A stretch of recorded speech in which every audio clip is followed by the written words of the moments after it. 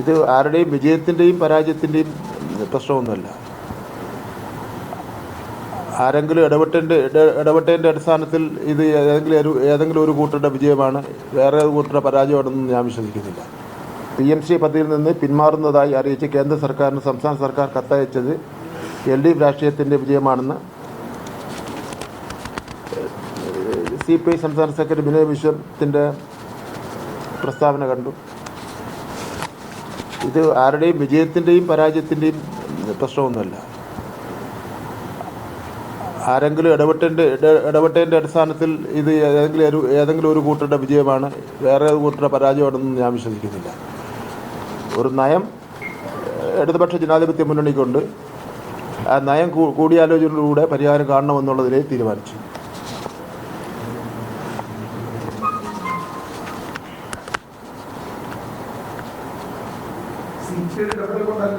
പിന്നെ RSSൻ്റെ അജണ്ടയ്ക്കെതിരായി വിദ്യാഭ്യാസ രംഗത്ത് സമരം ചെയ്യുന്ന വിദ്യാർത്ഥി അധ്യാപക പ്രസ്ഥാനങ്ങളുടെ വിജയത്തിന് വേണ്ടിയുള്ള ഇടത് സംഭാവനയാണെന്നും ഇവിടെ ചില ആൾക്കാർ സൂചിപ്പിക്കുന്നത് കണ്ടു.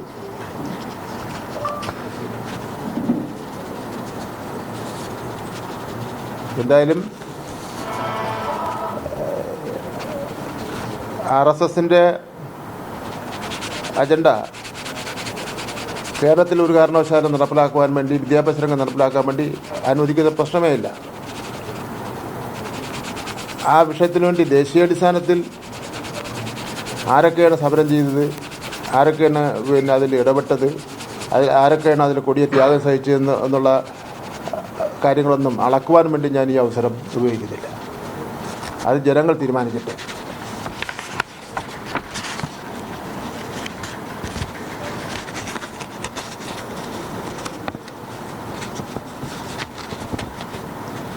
ഇന്ത്യൻ രാഷ്ട്രീയത്തിലെ ഇടതുപക്ഷ മൂല്യങ്ങളെ പറ്റിയുള്ള ശരിയായ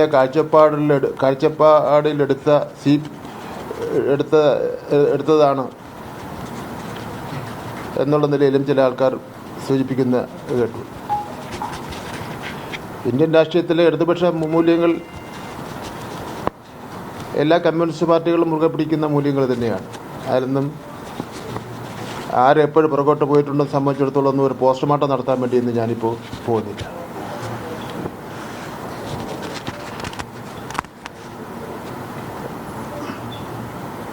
കത്തയക്കുമോ വാക്കുപാലിക്കുമോ എന്നത് മാധ്യമങ്ങളുടെ ആശങ്കയായിരുന്നു. CPIക്ക് ഇതിൽ ഒരു ആശങ്കയുണ്ടായിരുന്നില്ല.